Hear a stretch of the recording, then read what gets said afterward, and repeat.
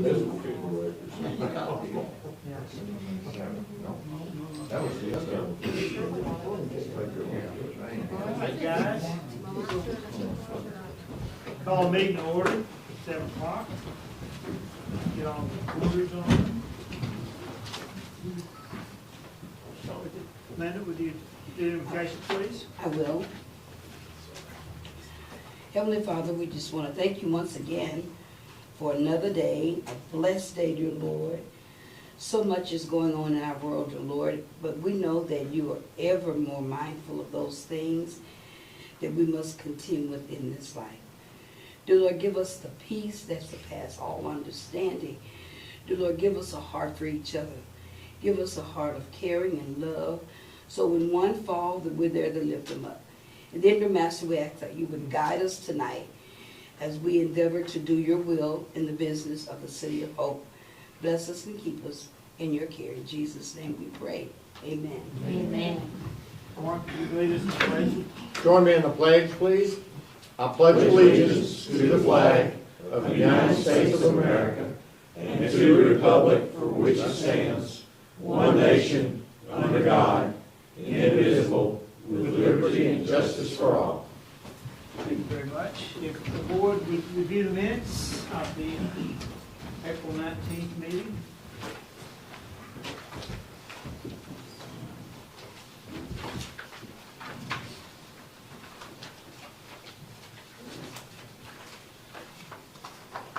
Make a motion, we approve the minutes. Second. Okay, motion is second to approve. All those in favor say aye. Aye. Opposed? Okay, move on into item 5, purchasing agreement. And I'll let JR present this. I will say just as a preamble, so to speak, that this is based on some amendments or changes to state law, and we would just ask you to kind of bring this up into line with some of the state law. We really don't change the purchasing policy all the time or ask you all to. So you do want to let him explain all of this. Well, good evening. My name is J.R. Wilson for the Public Record. I'm the Chief of Police and Assistant City Manager for the City of Hope. I'm proud to be here to answer your questions on any concerns you may have regarding the possibility of changing our purchasing ordinance, which we're making a recommendation to do. To kind of give you some background to this piece of law, you know the state controls to some extent local spending. Prior to bidding or waive bid ordinances. And the state law restricts local spending currently to $35,000 without bid process or waive bid ordinance. And that's for purchases of goods and services. And it limits public project expenditures like redeveloping a piece of property or adding on to a building at $50,000. So the state limits are $35,000 for goods and services. The city cannot spend more than that without going through a waive bid ordinance or getting a bid process, going through the bid process. And $50,000 for the public project. Now, when we came to you a couple of years ago, and we kind of redid remember we brought all of our ordinances. We had maybe like, I don't know, 5 or 6 ordinances scattered through the years, and we brought them all together. At that time, the limits weren't 35 and 50. They were 20 and 35. Shortly after we did that, the next year they changed the limits.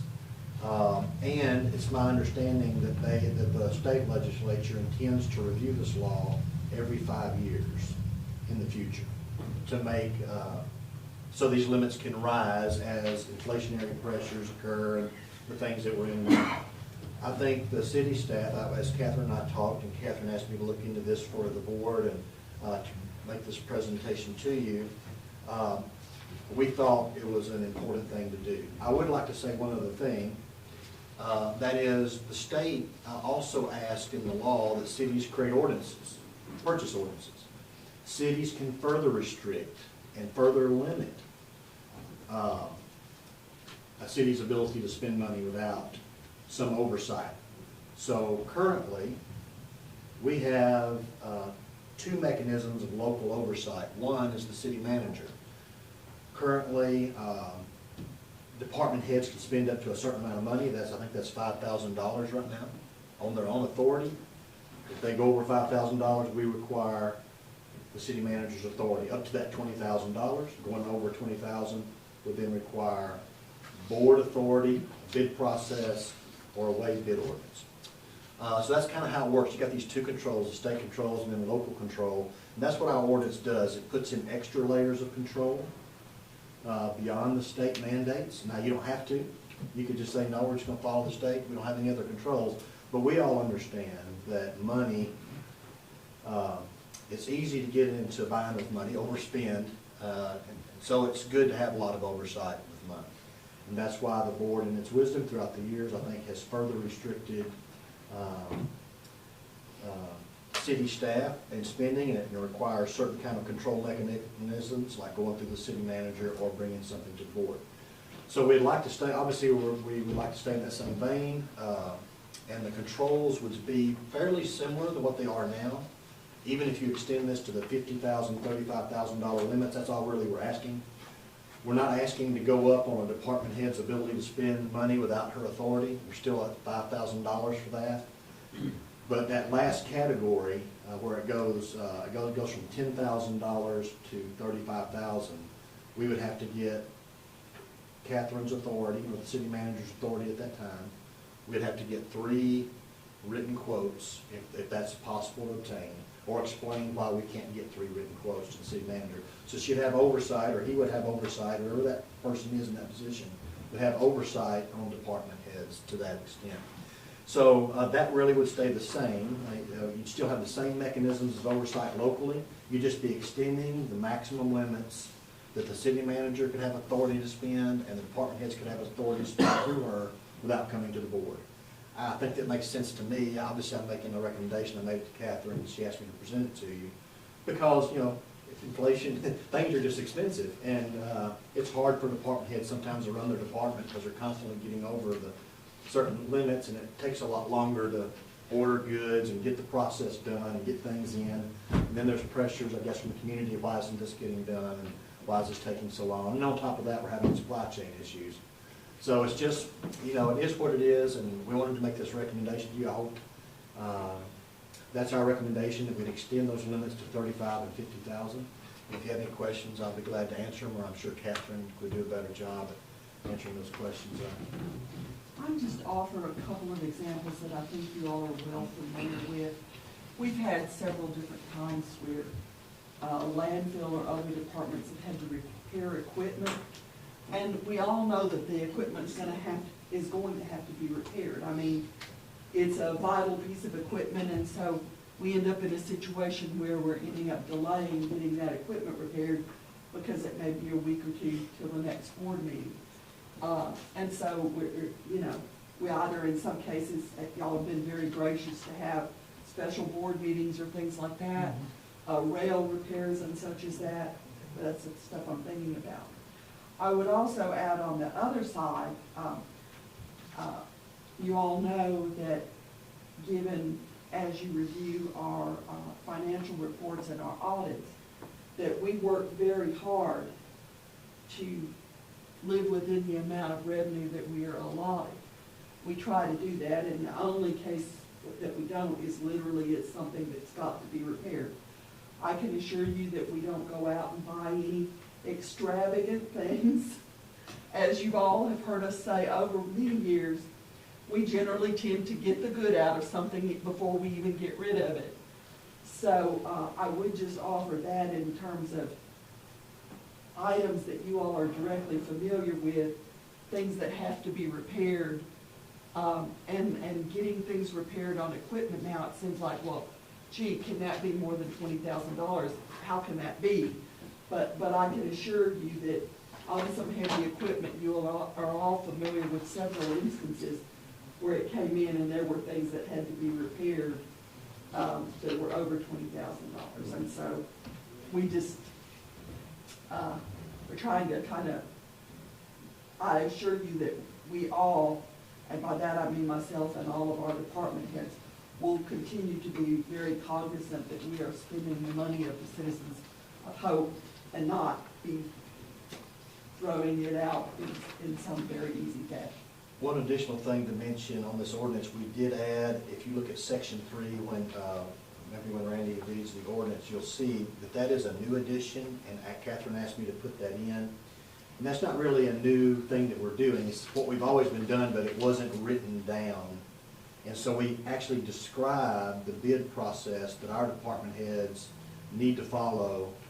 Sometimes we're not available for comment, and they're asking, and maybe we're not able to get back to them, but they can read this document, the section, say, oh, this is how I do the bid process.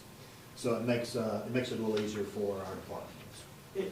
As we call it in the business, it codifies it. It puts it down in words what our practice is, so that no one, and if anyone asks us out of the public or citizens, we can say, this is what we do. Of course, people like to know, and they should. Okay, is there any questions before we read? Do we want to read? Okay, All right. This is an ordinance amending section 5 and section 6 of ordinance number 1686 of the city of Hope, Arkansas. Whereas the board of directors of the city of Hope, Arkansas passed and approved the city of Hope purchasing ordinance number 1686 on December 15, 2020. And whereas after implementation of ordinance number 1686, Arkansas state law increased the maximum dollar limit cities could spend on goods, services, and building projects without competitive bidding.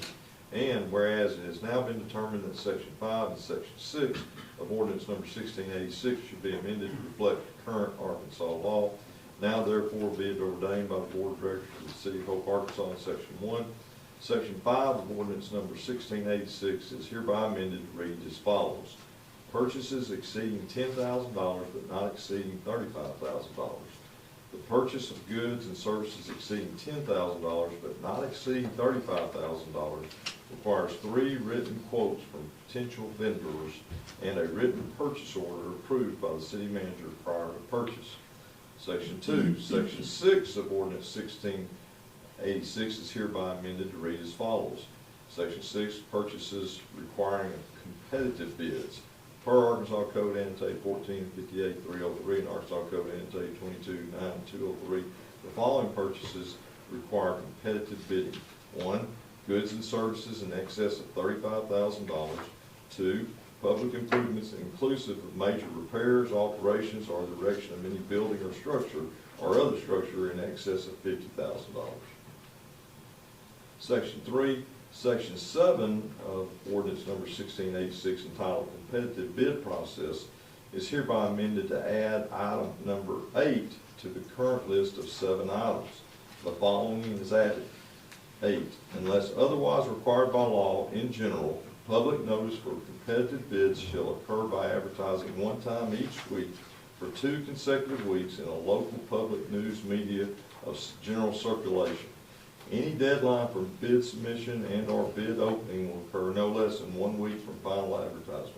The advertisement will include, but is not limited to, the dates, times, and location for submission of bids, that bids must be sealed, complete instructions for any method of bid submission allowed, such as personal delivery, mail, parcel, and/or electronic media, instructions for obtaining bid specifications and other bid documents if applicable, date and time of bid closing, date and time and location of bid opening, and public reading of bids. The name, phone number, and address of a point of contact for further information, and a statement that the City of Hope reserves the right to reject all bids. Okay. Any discussion, or there's a motion to suspend the rules? So moved. Second. Okay, is there a motion to adopt? Oh, Wait. Call roll. Mark Ross, Aye. Steve Montgomery, Aye. President Easter, Aye. Linda Clark, Aye. Tiffany Taylor. Aye. Mayor Still. Aye. Okay, now, motion to adopt? So moved. Second. Mark Ross, Aye. Steve Montgomery, Aye. President Easter, Aye. Linda Clark, Aye. Tiffany Taylor. Aye. Mayor Still. Aye, there's no emergency clause, so it'll pass.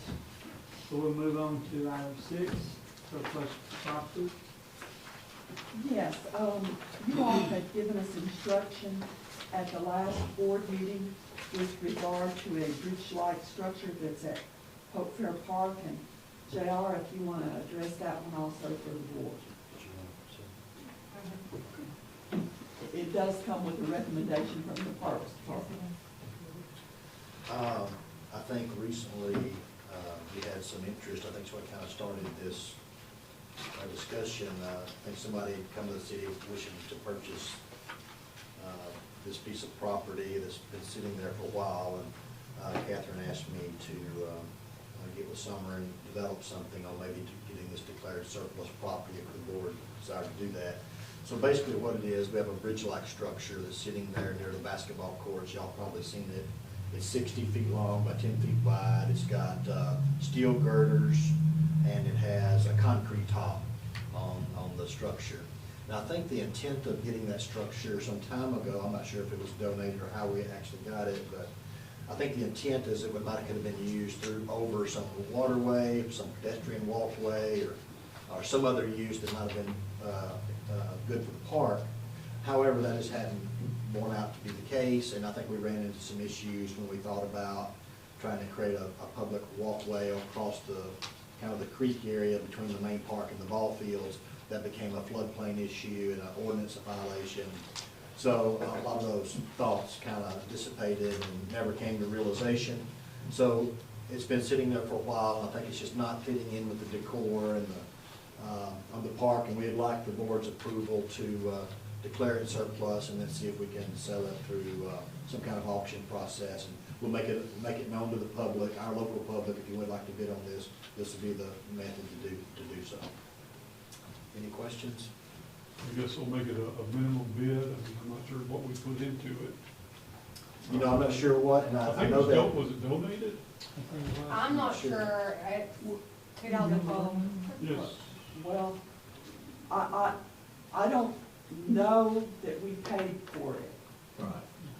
I know it was not part of capital outlay or purchases. I don't know exactly how we acquired it. Yeah, period. Okay, I think it's showing up.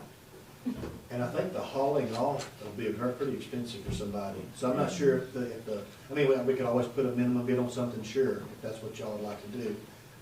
I'm not sure what the cost is though to haul it off I believe it either. would be best for the park's discretion on that, I believe, so. I agree. Get it removed. Like I said, it doesn't mess the decor.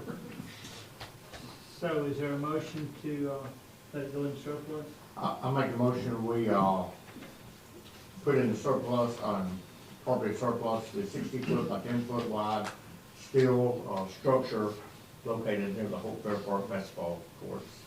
Second. Got a motion second. All those in favor? Aye. Opposed? All right, very good. Okay, moving on to the downtown sign. I know we've been talking about this for a while, 5 or 7. And may I just, with all absolute sincerity, say, I just throw myself on the mercy of the board. I also appreciate that Director Ross was able to find a company that was actually willing to give us a quote. I contacted them, they gave us a quote, they seemed prepared to produce a sign. It seems a reasonable amount. Now, is it exactly like what we wanted from, you know, the sign that we all like so well from the California Park? No, it is not. But I have even contacted, I believe, the company that did I contacted the California Park folks and haven't had any luck. We contacted several metal fabricators. You know, we worked initially with the college, and they thought they might be able to do it, but then for several different reasons, they weren't able to. We worked with Watley Sign Company, I know, and I know you all are probably very frustrated with me and all of us for not being able to get this done. But it has been, like I said, I contacted several metal fabricators, and Daryl contacted a local metal fabricator. And the reluctance just seems to be to say, okay, here's what we can do and here's what it's gonna cost. This sign company, however, has indicated that they're Stewart Signs. They make signs, they have references all over the country. They can make a sign. This actually looks red, but I think you all wanted it orange. And they sent, it's not what I would call, these are not cut out like a blocks of metal. They said that would be very prohibitively expensive. But I think if you look at the examples that they have of the pictures of similar letters that they did, I don't think they're unattractive. I do understand, though, that it may just not be what you all want in a sign. And I will just say at this point, like I said, literally almost falling on my pen since I don't have a sword. It doesn't look exactly like what we wanted and what you all wanted, and I do understand that. But this company literally is prepared to produce us a sign. I would never have thought that it would be this difficult. It seemed like a relatively simple process. And from this company, I mean, it was. We sent the picture, they sent a quote back, they said how much it would cost, and, you know, went on. But you can see that their cost, you know, would be $61.50. And so I just, whatever is the pleasure of the board here. I have a question. Is that base included, or is that extra? No, the base, we have to, Okay. And then the other question, are the dimensions still similar to the sign that we? yes. They took the dimensions from what we had originally wanted, which is 193 inches long and 18 inches high, and about 5 inches deep. So again, if you all, I am fully prepared to go back to the drawing board. I have no pride of ownership or design in this. I fully will say I never expected this to be this difficult. But I'm also going to say that we may end up in a situation where we just, you know, we kind of wanted brick on the bottom, but if that ends up being as long and drawn out thing as everything else has been right now. Yeah, just a brick layer. We can do that after we make sure they can get the sign. Is the sign connected on the bottom, or are these just letters? No, that they would be attached to the top of the concrete. Individually. Uh-huh, Okay. yes. Was this kind of like the only option, or was this just like a first option? Oh, well, they looked at, I sent them pictures of what you all wanted. Right. And this is what they came back with. This lady, Dana Dutro at Stewart, I mean, they seem like Nice. easy to deal with folks. That's her email down there, that, like I said, seem glad to deal with people back and forth. So if you want something different. Now, they do not have a solid metal thing that they can offer. This was as close as they thought they could come to what we were looking at. And I will say, I really like that picture from that park, and, you know, you all know that. I mean, we all liked that one very well. Mr. Mayor, this is located in Sarasota, Florida. I think the board needs to go down and look at it, and Looks like a one-day trip. are we going down, right? Are these letters open on the back? Or is No, it- they're enclosed. You Split 'em can off. look at them all. Okay, so it won't have to go on the. No, door or no, anything. no. It'll be kind of more like this where, you know, Two-sided. two-sided. Yeah, they're three-dimensional. I explained to her that, I mean, they had to be three-dimensional. And again, this doesn't include illumination. We would put the illumination in onto the sign. What was our budget, do you remember? We got 15,000 in budget. It's probably gonna be close to 10 to 15 once we get the base and everything. I would like to see a nice base and maybe a white background behind it. That way, when you light it up, I don't know. Okay, that's up to you all. The concept did not have a background on it, because it was, there's not any reason it couldn't. What we had looked at is a flat, basically, flat to the ground concrete, and then a concrete pedestal that would rise up, and the sign would be on top of it, and brick would be around the, you know, the whole pedestal part of it. The photo where they could stand behind it or in front of it. Yeah, yes. And that's what we had thought of, and, we can duplicate the brick. It was a standard brick that we got for the hub, so we can get that brick again from Acme, and use that kind of brick. And I have gotten several recommendations of bricklayers. We'll see, you know, who will actually be prepared to come out and, Just two things, I guess. This is capital outlay from the tourism tax, so it's not anything additional, so it's part of the capital. it was, coming over from tourism, yes, Tourism, yes. it's in the general fund budget, but, But, yeah. okay, it's paid through, yeah, through tourism tax. And also, you said that those letters were more red or something, or Well, they should be it's- red? Not orange, I hope, I don't. Well, this has been differing things.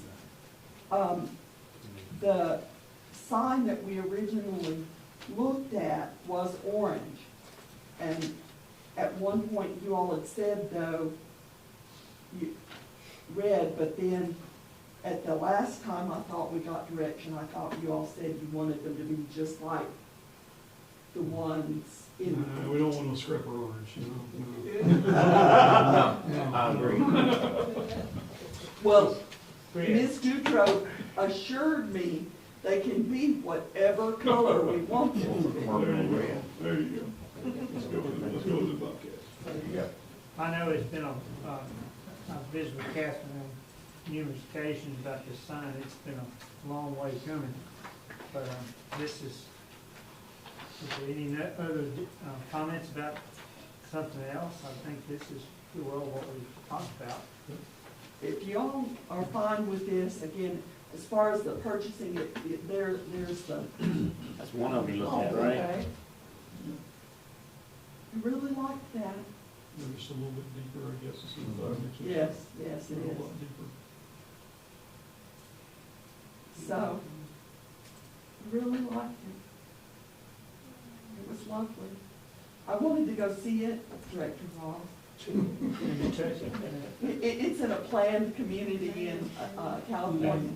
It's very pretty. What would you compare the two? Yes, sir. And that's similar, that's I similar to think what, that's known as a board junket.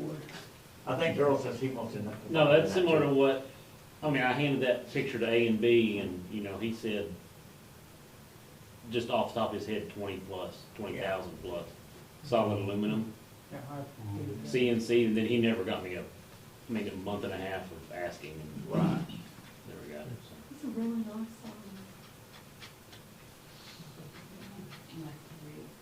Anyway, Okay, any action in that? Can you give Catherine some guidance? Again, as I said, as far as the amount of, obviously that's within my authority, but I know you all had very much interest in this project, and so I certainly didn't want to just go ahead and say, okay, and have $6,000 and some dollars worth of sign that you all. I personally think we drug this out so long that we need to either make a commitment to do it now or drop it. Yeah. Yeah, You'd like a motion, wouldn't you? Yes, sir, I'd like a motion. I make a motion, we accept the Pavilion Park sign by Stewart Signs, For what color? Bobcat red. Second. Okay, motion is second to approve the sign in the red. All those in favor say aye. Aye. Opposed? None. Okay, thank you. Okay, I will literally sign this proof in the morning and send it off to Ms. Dutra.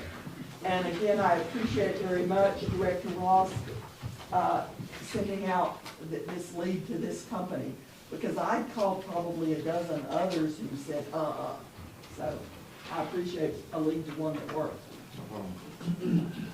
Okay, item 8, some repairs to City Hall. Yes, you know, as part of the budget, we do have a significant amount of money that we've been doing, work on, City Hall. We've done some work, we painted finance and the rooms over at finance. We did some carpeting over there. You may have noticed, although you may not have noticed it, it's just if you knew it was before. We have a gentleman, the painting gentleman is working on pressure washing all the sidewalks and edges out there, doing a really good job. And that's really helping. We're going to replace, you know, all of the tiles that need to be replaced. But while we were doing that, I was over in Prescott one day and saw a company that was doing plaster work. We had asked a local contractor to give us a quote on plaster work, and we haven't gotten it. But they were doing plaster work and restoration over at the Prescott First United Methodist Church. And they're from Missouri, southern Missouri, but they do restoration work on a lot of buildings. And so they came over. I always love a company that will actually come out and give you a proposal. They came down after about a week and gave us a proposal. And let me, it's in your packet, and I wanted to go over it with you because it includes some things that really, really need to be done. One of them is to pressure wash the exterior of the building, to repair what they call the spalled areas. Those are the places where pieces of the outside of the white terracotta has fallen off or frozen off or whatever has happened in all these years. We had some of this repaired in 1991. To my knowledge, that's the last time we had any work done to the terracotta.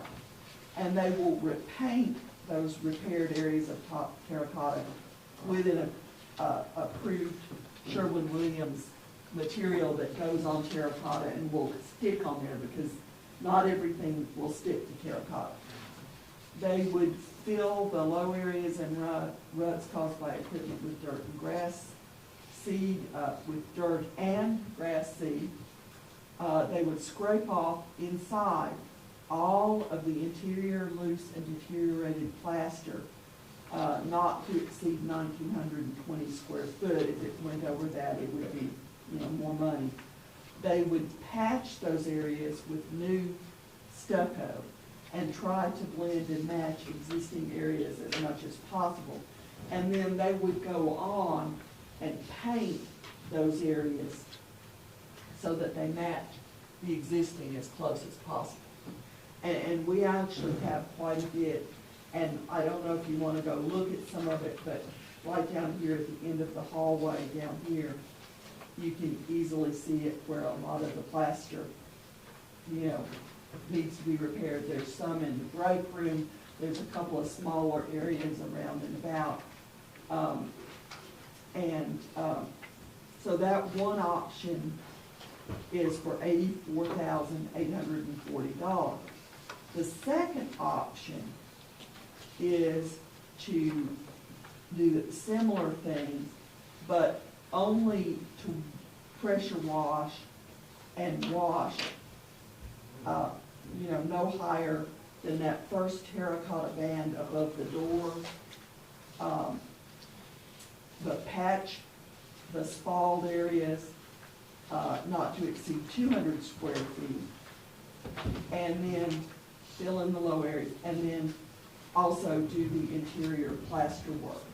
And that would be for $69,960. Now, obviously, even with the amendments you all have made tonight to the purchasing ordinance, if you all want to go with this company, who is, like I said, they're, I believe, still working in Prescott,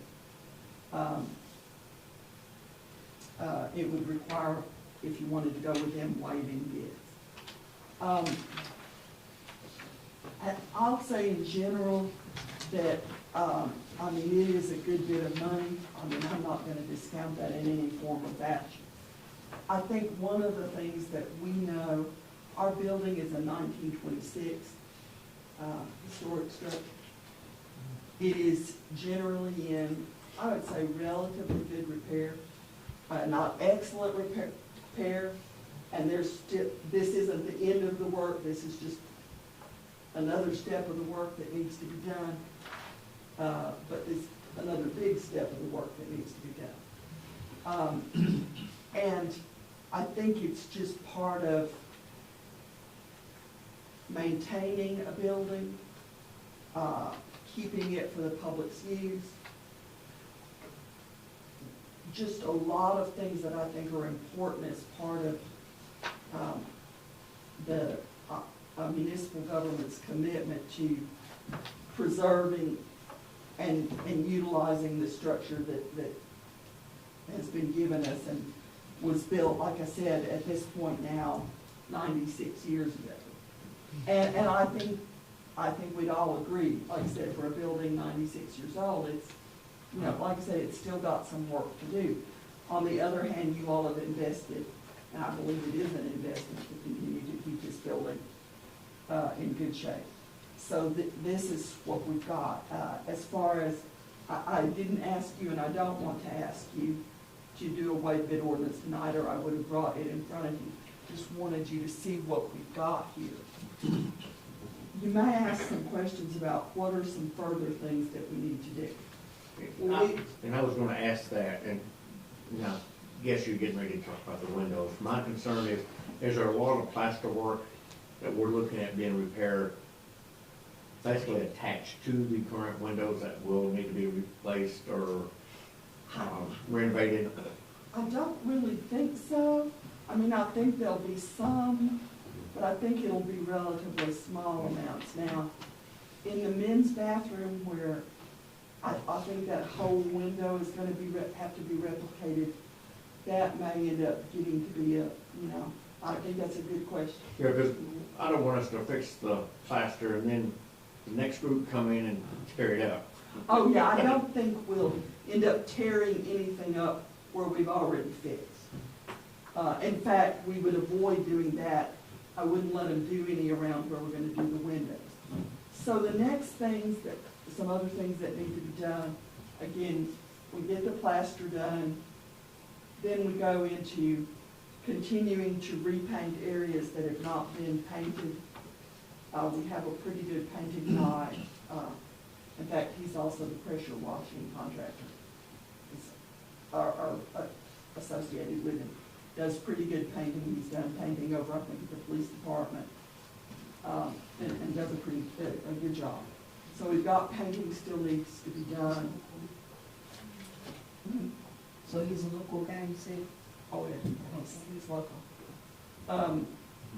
And we've got these tiles, where tiles have been stained because when the roof was leaking, we need to have them replaced. And Daryl's advice has been, because if there's some in, I mean, we may end up having to do, you know, all of them, maybe, right, is what she said. Well, I think it'd be hard, I mean, he's been up so long, you put a new one up there, it's gonna look so white and right against the other one. So we'll You just have get to replace them all. stuff together about that. So painting these tiles, stuff, I think the carpet in this room is still good, and this is the only other carpet, because it's been replaced in the last few years, and it's the only other carpet we had. We did the carpeting in finance. I think, well, there's carpeting in the conference room, but it's here too. Then, again, then we need to tackle those windows and what it's gonna take to replace those arched windows in, I think, the men's bathroom. And then there's some repair on the others, and I think that's gonna be, again, probably some specialty work. I think it's gonna be hard. But I think we're gonna have to do it because, I mean, obviously, water keeps coming through, that's not gonna be a good thing. And then the final thing that we'll come to you about, which is also gonna be another pretty significant expenditure at some point, and may at this point be into next year's budget or whatever, will be, but it may be this year. We have got quotes on all of the heating and air. Because most of the heating and air on this building, at least all of the upstairs, was done in '91 with an energy grant that we wrote through the Arkansas Department of Energy. And several of our units are out. You know, we don't use them regularly now, and they still, some of it works enough, but it's out. And none of them are very energy efficient. None of them have the kind of ventilation that post-COVID we all want to have on heating and air units. There's also some small parts that they could put on them, they're relatively small, that allow viruses and things, I think, in the heating and air as it goes through them to kill them. I think the school's redone all of the school units with all of that kind of thing. So the heating and air is gonna be a big thing. I think our quote on that was around $100 and some thousand, wasn't it, Daryl? Yeah, 120 plus, I was looking But for. that'll be something that we would come in and say, okay, but it would replace everything at one time, get them newer, more energy efficient, more movement of air through the building, safer, 135. 135, That was a year ago, so. yeah. So, well, maybe. So anyway, but we did get that quote from the company, I think, that did all the schools. Yeah. That was- So they're familiar with this area. So anyway, and those are the big last things that I know of. And then I think we can say, we still gotta do this set of doors that come in over here, they're not in good shape. And decide what to do with this set of doors, which we've been talking to Carl Conley, our building official, about this set of doors. They're not used. But right now, because they're there, we have to keep that partition up that says not an exit, because of course, in an emergency, we don't want anybody running down that hallway thinking they can get out there, and they cannot. That's unsafe. We tell other people to be safe, we try to be safe ourselves. So we have to figure out long-term about that. So I think in general, those are the things that need to be done. I mean, there may be some little things. All the board need to have new pictures so that we can have new pictures put up. For those of you that know that I've pestered you about moving issues along. But other than that, I think that's the big stuff. And the building itself, again, we, those of us who work in it every day love working in it. It's a neat building to be in and be part of. And, you know, we want to keep, I know it's taken a good bit of investment this last couple of years, but I believe with those kind of investments, you would see that this building could continue on for another 100 years with the regular little investments that need to be made. The positive of this is it's not a lot of wood involved as far as expensive. It's just gonna take, for the windows, these arch windows are gonna take some craftsmanship that, I know are beyond my woodworking crafts. Well, we've already tackled the roof, got it in good shape, so we need to continue building to serve the citizens, I hope, very well. I mean, always been, ever since I've been here, it's been a fine building, we just have to keep adding to, so. We'll review these options, and I'm pretty sure Catherine would love to take some of the board members around and show them some of the problems maybe before we meet again, Mhm. and then we can revisit. How, if we did something like this, would it be, it's not budgeted, is Yes, it is budgeted. we got that Yes, much? you all did approve it, and you approved $100,000 Okay. in this year's budget for work at City Hall. Okay. I can remember how much Yes, we you put did. in. Good. We've spent some of it, but not a huge amount. If we could, let's get a chance to visit, maybe come up and walk the grounds, and then we'll come back in 2 weeks and talk about it some more. And then moving to item 9, city manager report. Yes, thank you all. You all approved the Sixth Street project funding scenario. We actually have gotten a bill now from the highway department, and so we're going to pay that $1.5 million. Well, they didn't take their time on that, did they? No, they didn't. But the good news, that means that the highway commission and the state aid street committee have approved the project, so I think we're ahead on that. Now, do I think they'll still be, under contract by the end of the month as they thought? No, I don't think so, but I'm very positive that we're on the road. Streetscape project, I think I've mentioned this before, but it is absolutely going to bid on May 25th. We will see how those bids come in. We will keep an optimistic thought. I say that for all of us, and I'm not being flippant. It's gonna take a contractor. It takes a lot of skills to do that project, so it'll take somebody, our original downtown area was redone by a company called Township Builders. They're still in business, and we're gonna reach out to them and see if they wanna come back and do some more work in Hope. I think, that would be very nice. We did have a very successful citywide cleanup, and I was meant to have a piece of paper printed out that had the amount, but here's the amount. Of the citywide cleanup, we had, the city workers did 42 loads, residents did 20 loads, the city cubic yards were 550.5, the residents' cubic yards were 210.5, for a total cubic yardage of 761 cubic yards. So that was a great deal of material. We also had I think probably the most successful, based on Director Ross's contacted many different groups to get out that day. We had many volunteers. I see some of them in the room today who got out on that Saturday and picked up a lot of things that made everything look better on many different spots in town.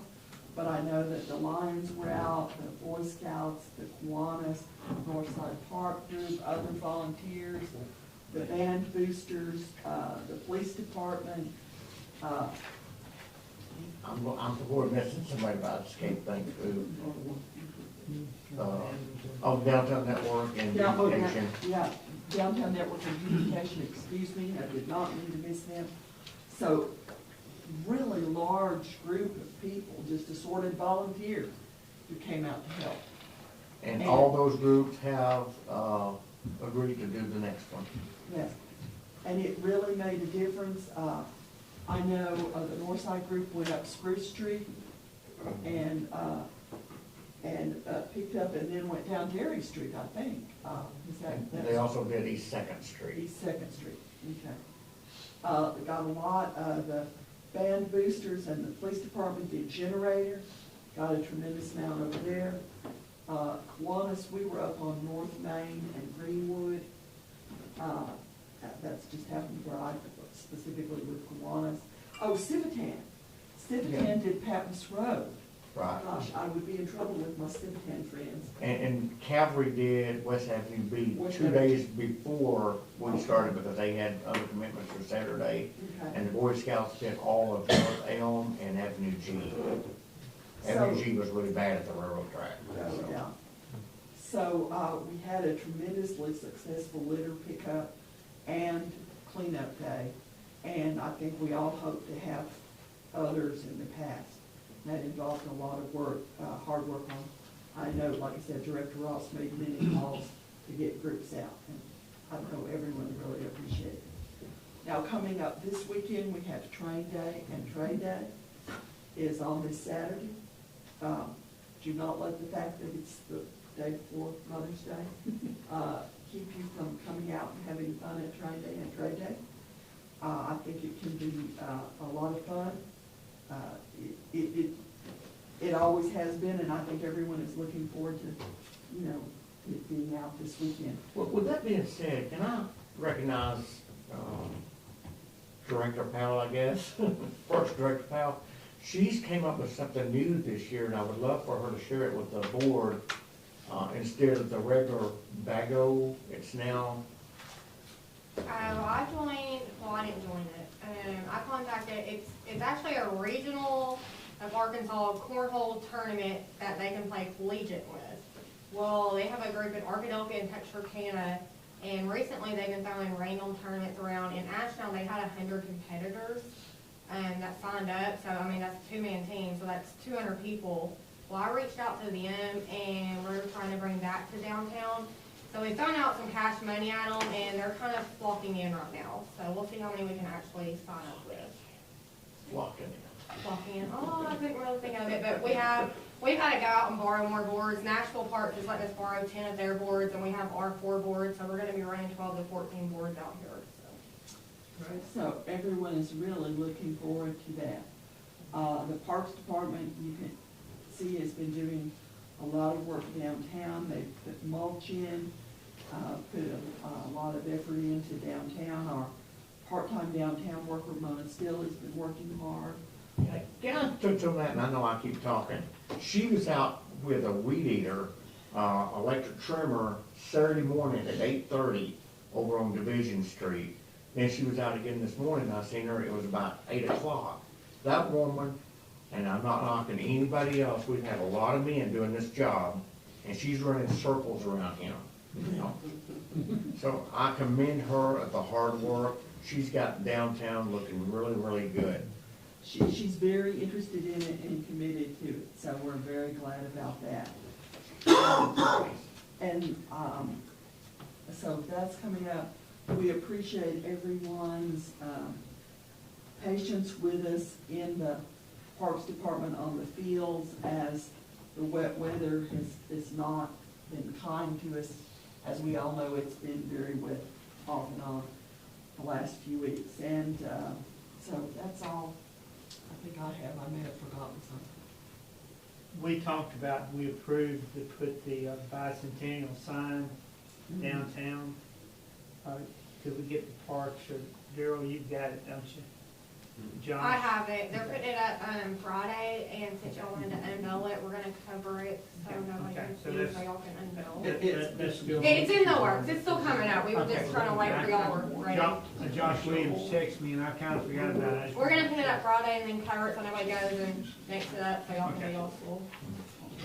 We'll try to do that at, I guess around 9 o'clock. Any of the board members wants to be there for a meeting. It's going to be by the arch station. Any other comments about train days before we move to citizens' questions? Or any comments? I was just gonna mention that Water and Light got, I haven't been able to be up over there at night yet, but Water and Light put up some more lights at North Side as far as there was electric for them to, you know, to do so. So I'm gonna go over there hopefully tonight and look. All right. All right, we're moving on to citizen requests. Anybody got any, want to address the board with anything? All right. appreciate everybody coming. Thank you for me, and meeting is adjourned.